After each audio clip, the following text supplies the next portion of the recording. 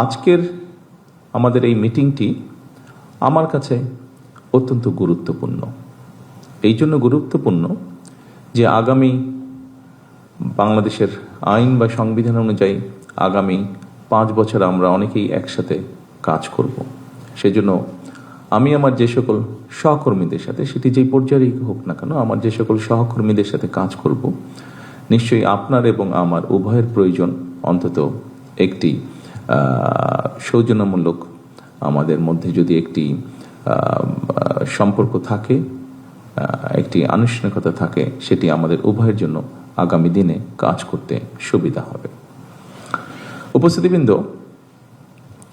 আমরা আজকে যারা এখানে উপস্থিত হয়েছি, আমরা আমাদের বিভিন্ন অবস্থান থেকে এখানে উপস্থিত হয়েছি।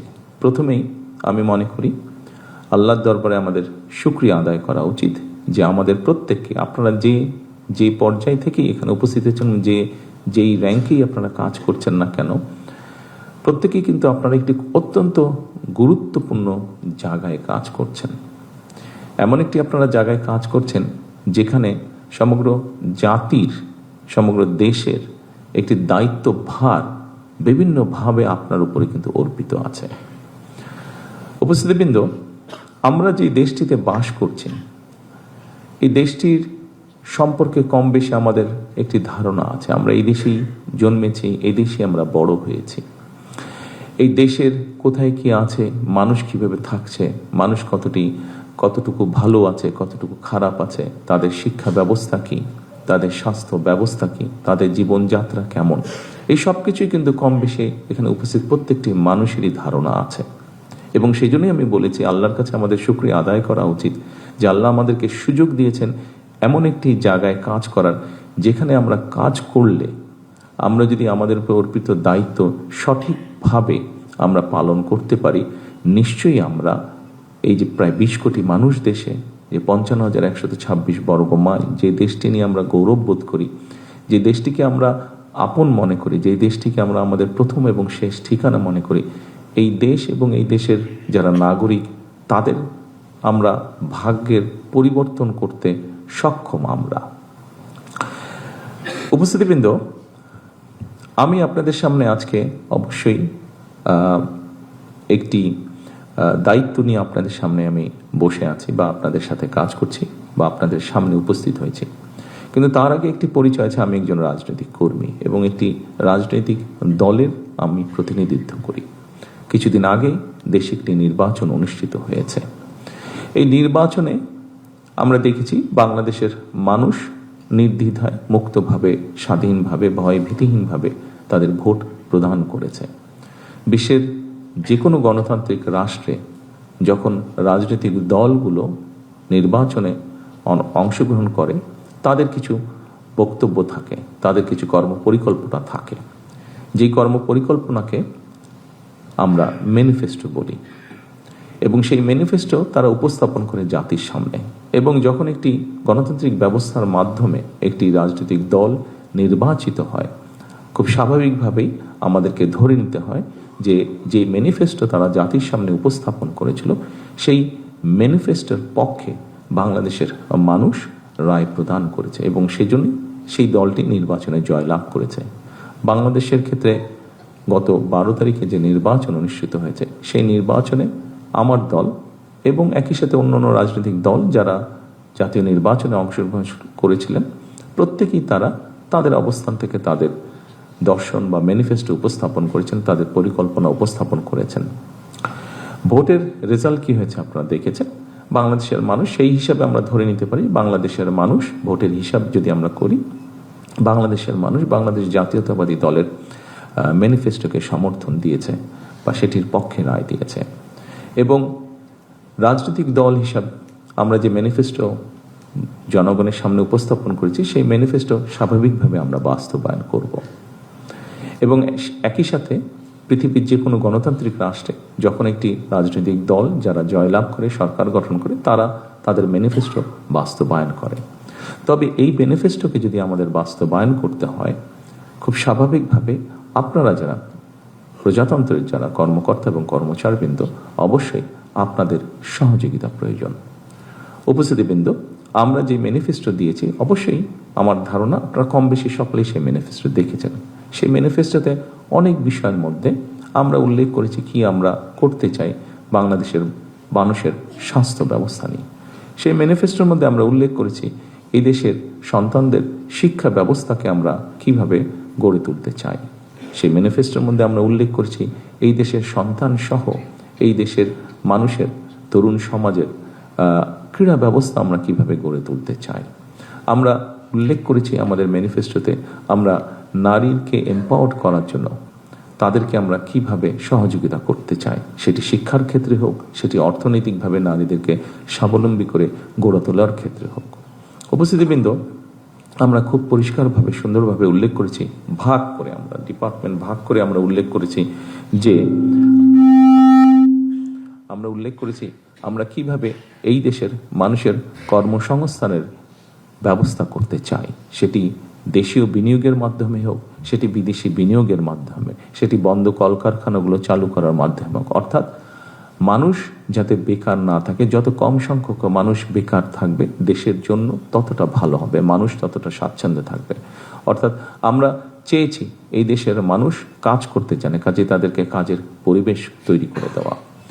উপস্থিতিবৃন্দ, আমরা আমাদের ম্যানিফেস্টোতে উল্লেখ করেছি একটি খুব গুরুত্বপূর্ণ বিষয়, সেটি হচ্ছে এক, মানুষকে অবশ্যই সেফ ফিল করতে হবে, সেটি রাস্তাঘাটে হোক, সেটি তার অফিস আদালতে হোক, সেটি পথ চলায় হোক, সেটি তার ব্যবসা বাণিজ্য হোক, এমনকি সেটি পরিবার নিয়ে যখন সে ঘরে থাকবে সেখানেই হোক। কাজটি অনেক কঠিন, কিন্তু আমি মনে করি আপনারা সহ প্রজাতন্ত্রের সমগ্র বাংলাদেশের প্রজাতন্ত্রের যত কর্মকর্তা কর্মচারী আছেন, আমরা যদি সকলে মিলে একসাথে কাজ করি, নিশ্চয়ই আমরা সেরকম একটি পরিস্থিতি গড়ে তুলতে সক্ষম হব। উপস্থিতিবৃন্দ, আরেকটি বিষয় আছে যেই বিষয়টিকে আমরা অ্যাড্রেস করতে চাই। যেভাবেই হোক এই বিষয়টি আমাদের সকল ব্যবস্থাকে, সমাজের সকল ব্যবস্থা, রাষ্ট্রের সকল ব্যবস্থাকে অনেক পিছিয়ে দিয়েছে, অনেক ক্ষেত্রে ধ্বংসের দ্বার প্রান্তে নিয়ে গিয়েছে। সেটি হচ্ছে দুর্নীতি। একটি বিষয় আছে যেই বিষয়টিকে আমাদেরকে অবশ্যই অ্যাড্রেস করতে হবে, কিন্তু এই বিষয়টিকে একটি রাজনৈতিক দল হিসাবে, সরকার হিসাবে যদি আমরা অ্যাড্রেস করতে চাই, অবশ্যই আপনাদের মতন মানুষ যারা আছেন তাদের সহযোগিতা, তাদের 100% সহযোগিতা ছাড়া আমাদের পক্ষে সেটি সম্ভব হবে না। এবং আমি আমার রাজনৈতিক সরকারের পক্ষ থেকে আমি দৃঢ়ভাবে বিশ্বাস করতে চাই এখানে উপস্থিত যে সকল প্রজাতন্ত্রের কর্মকর্তা কর্মচারীবৃন্দ আছেন, আপনাদের পূর্ণ সহযোগিতা আমরা ইনশাল্লাহ পাবো, এটি আমরা দৃঢ়ভাবে বিশ্বাস করি। উপস্থিতিবৃন্দ, আপনারা এখানে সকলেই অভিজ্ঞ কর্মকর্তা এবং কর্মচারীবৃন্দ। স্বাভাবিকভাবেই একটি বিষয় আমাদের কাছে খুবই গুরুত্বপূর্ণ, সেটি হচ্ছে অবশ্যই সরকারের মূল দুটো বিষয় থাকে। একটি হচ্ছে দেশের এবং রাষ্ট্রের স্বার্থে অবশ্যই অনেকগুলো কাজ আছে যেটি দেশকে, দেশের রাষ্ট্রের স্বার্থে আমাদেরকে যেটি ফলো করতে হয়, সেটি হচ্ছে বিভিন্ন রাষ্ট্রীয় ব্যাপারে কিছু গোপনীয়তা থাকে। আমরা প্রত্যাশা করব আজকে যেহেতু এটি এমন একটি যুগে এসে দাঁড়িয়েছি, আমরা বিভিন্ন সময় মিডিয়া বলুন, সোশ্যাল মিডিয়াতে বলুন, এরকম অনেক কথা চলে আসে এবং অনেক খবর চলে আসে যেগুলোর মধ্যে অনেকগুলোই মিসইনফরমেশন বা ডিসইনফরমেশন হয়ে থাকে, যা রাষ্ট্র এবং জাতির জন্য অনেক সময় ক্ষতিকারক হয়ে দেখা দেয়। ইনিশিয়ালি মনে হতে পারে যে এটি বোধহয় খুব পপুলার একটি কথা, কিন্তু ইন দ্য লং রানে এই বিষয়টি ক্ষতিকারক হয়ে দাঁড়ায় দেশের জন্য, দেশের মানুষের জন্য তথা রাষ্ট্রের জন্য। আপনাদের সকল কাছে আমার অনুরোধ থাকবে যে অবশ্যই আপনার স্ব অবস্থান থেকে যেখানে গোপনীয়তার বিষয় থাকবে সেখানে দয়া করে আপনারা রাষ্ট্রের স্বার্থে, জনগণের স্বার্থে গোপনীয়তা রক্ষা করবেন, যাতে করে দেশ, রাষ্ট্র কোনো বিব্রতকর অথবা এমন কোনো অবস্থায় না পড়ে যেখানে রাষ্ট্র ক্ষতিগ্রস্ত হতে পারে, দেশের মানুষ ক্ষতিগ্রস্ত হতে পারে। আরেকটি অত্যন্ত গুরুত্বপূর্ণ বিষয় উপস্থিতিবৃন্দ, সেটি হচ্ছে এখানে আজকে যারা আপনারা ঘরে উপস্থিত আছেন, আপনারা এখানে বেসামরিক, সামরিক সব ধরনের মানুষ আপনারা উপস্থিতি আছেন। আমাদেরকে অবশ্যই, আমরা যদি দেশকে গড়ে তুলতে চাই, জনগণকে গড়ে তুলতে, সামনের দিকে এগিয়ে নিতে চাই ডিসিপ্লিনভাবে, তাহলে অবশ্যই আমাদের যেই যে ডিপার্টমেন্ট আছে, সেটি সামরিক হোক, সেটি বেসামরিক হোক, প্রত্যেকটি ডিপার্টমেন্টের ডিসিপ্লিনের কিছু রুলস এবং রেগুলেশন আছে। আমার প্রত্যাশা থাকবে আপনাদের কাছে সেই রুলস এবং রেগুলেশনগুলো ডিসিপ্লিনের ক্ষেত্রে আমরা কঠোরভাবে মেনে চলার চেষ্টা করব। কারণ উপস্থিতিবৃন্দ, স্বাভাবিকভাবে সাধারণ মানুষ কিন্তু চেষ্টা করবে আমাদেরকে দেখেই শেখার জন্য, এবং যেহেতু তারা আমাদেরকেই ফলো করার চেষ্টা করবে, সেই জন্যই আপনার এবং আমার এবং আমাদের সকলের দায়িত্ব হচ্ছে এই ডিসিপ্লিনগুলোকে আমরা যদি মেনে চলি, স্বাভাবিকভাবে এটি আস্তে আস্তে মানুষের মধ্যে এই জিনিসগুলো ছড়াতে শুরু করবে এবং আমাদের পক্ষে সম্ভব হবে জাতিকে একটি ডিসিপ্লিন জায়গায় নিয়ে আসার জন্য। এটি বলাটা একটু বিব্রতকর ব্যাপার, তারপরেও আমরা যদি রাস্তায় বের হই, আনফর্চুনেটলি যেহেতু কথাটা সত্য, আমাদের মধ্যেই আমাদের দেশের ভিতরেই ঘটছে জিনিসটা এবং আমরা চোখের সামনেই দেখছি, সেই জন্যই আমি আপনাদের সামনে আলাপ করছি। আমরা যদি এই মুহূর্তে রাস্তায় বের হই বা ঢাকা শহর সহ বাংলাদেশের যে কোনো রাস্তায় বের হই, নির্দ্বিধায় আমরা বলতে পারি যে রাস্তায় কোনো ডিসিপ্লিন নেই। উপস্থিতিবৃন্দ, একজন বিদেশি বিনিয়োগকারী যখন এয়ারপোর্টে নামবে, সে কিন্তু বাংলাদেশটি কেমন, বাংলাদেশে সে কতটুকু নিরাপদ, বা বাংলাদেশে কতটুকু সে কিভাবে চলতে পারবে, কিভাবে সে এখানে বিনিয়োগ সহ যে কোনো কাজ সহজভাবে করতে পারবে, এটি সে রাস্তায় বের হলেই বুঝতে পারবে যে বুদ্ধিমান লোক। সেই জন্যই আমি বলেছি যে ডিসিপ্লিনটা অত্যন্ত গুরুত্বপূর্ণ। আমি রাস্তার ডিসিপ্লিনটা আপনাদেরকে উদাহরণ দিয়ে বোঝানোর চেষ্টা করেছি। এরকম অবস্থা সোজা বাংলায় যেটাকে বলে অনেকটা হয়তো হজবরল, এরকম একটা শব্দ আমরা ব্যবহার করি, এরকম অবস্থা হয়তো আমাদের রাষ্ট্রের বিভিন্ন জায়গায় আছে। আমাদের দায়িত্ব সেই বিষয়গুলোকে ধীরে ধীরে, একদিনে হবে না কোনো বিষয়, ধীরে ধীরে সেই বিষয়গুলোকে ঠিক করে নিয়ে আসা। আপনারা এখানে অনেকেরই আপনাদের সৌভাগ্য হয়েছে, কম বেশি হয়তো অনেকেরই সৌভাগ্য হয়েছে, বিশেষ করে যারা কর্মকর্তাবৃন্দ আছেন, পৃথিবীর ভালো ভালো দেশগুলো সফর করার। যে সকল ভালো ভালো দেশে আপনারা সফর করেছেন, আপনাদের কাজের জন্যই আপনারা সফর করেছেন হয়তো অধিকাংশ ক্ষেত্রে। নিশ্চয়ই মানুষ হিসাবে যখন আপনি সেই দেশগুলোতে গিয়েছেন, আপনি একজন কর্মকর্তা হিসাবে গিয়েছেন, বাংলাদেশের সরকারের কর্মকর্তা হিসাবে হয়তো সরকারি কাজে গিয়েছেন, কিন্তু একটা সময় তো আপনি মানুষ হিসাবেও চিন্তা ভাবনার সুযোগ পেয়েছেন। যখন পথে বেরিয়েছেন, যখন তাদের ট্রাফিক ব্যবস্থা দেখেছেন, যখন তাদের অফিস আদালতের ব্যবস্থা দেখেছেন, নিশ্চয়ই আপনার মনের মধ্যে একজন বাংলাদেশি হিসাবে, একজন মানুষ হিসাবে, একজন নাগরিক, দেশের নাগরিক হিসাবে আপনার মনের মধ্যে হঠাৎ করে একটি কথা এসছে, যা হয় এদের দেশটা এত সুন্দর, আমার দেশটা কেন এরকম, এটি আসতে বাধ্য আপনার মনের মধ্যে। উপস্থিতিবৃন্দ, যেই দেশটিকে নিয়ে আপনি আফসোস করেছেন, এই দেশটিতেও মানুষ আছে, এবং যেই দেশটিকে আপনি উদাহরণ হিসেবে চিন্তা করছেন, সেই দেশটিতেও মানুষ আছে। সেই দেশটির মানুষই সেই দেশটিকে গড়ে তুলেছে সুন্দরভাবে। তারা যদি পারে, তাহলে আমরা কেন পারবো না? হয়তো সময় লাগতে পারে, কিন্তু আমি দৃঢ়ভাবে বিশ্বাস করি আমরা সকলে মিলে যদি আমরা চেষ্টা করি, আপনাদের মতন মানুষগুলো যদি সহযোগিতা করে একটি রাজনৈতিক দলকে, একটি রাজনৈতিক সরকারকে, আমি দৃঢ়ভাবে বিশ্বাসী আমরা অনেকটুকু ডিফারেন্স তৈরি করতে সক্ষম হব ইনশাআল্লাহ। সম্মানিত উপস্থিতিবৃন্দ, বাংলাদেশের মানুষ অনেক প্রত্যাশা নিয়ে বর্তমান সরকারের দিকে তাকিয়ে আছে।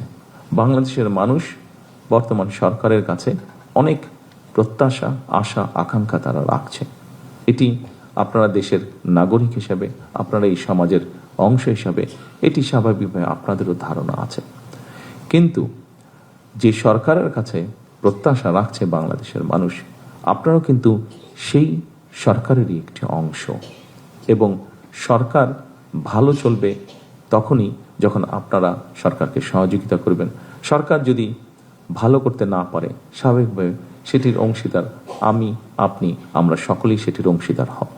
এবং রাষ্ট্র যদি ভালো না চলে, সরকার যদি ভালো না চলে, কেউ কেউ হয়তো আমরা ভাবতে পারি যে আমি তো একটা বেটার পজিশনে আছি, আমি তো সেভাবে ক্ষতিগ্রস্ত হব না। ঠিক আছে, আমি হলাম না, কিন্তু আমার পরিবারের বা আমার আত্মীয় স্বজন কেউ না কেউ তো ক্ষতিগ্রস্ত নিশ্চয়ই হচ্ছে, কেউ না কেউ তো কষ্ট নিশ্চয়ই পাচ্ছে। সেই জন্যই আমি প্রথমেই বলেছিলাম উপস্থিতিবৃন্দ যে আমাদের প্রত্যেকের আল্লাহর কাছে শুকরিয়া আদায় করা উচিত যে আল্লাহ আমাদেরকে একটা সুযোগ দিয়েছেন, আমাদেরকে আল্লাহ সেই পরিস্থিতি বা সুযোগ দিয়েছেন যেখানে আমরা যদি স্ব অবস্থান থেকে সচেতন হই, অবস্থান থেকে যদি আমরা কাজ করি, অবশ্যই আমরা একটা অবদান রাখতে পারবো এই দেশ গঠনের, এই সমাজ গঠনের, এই রাষ্ট্র গঠনের।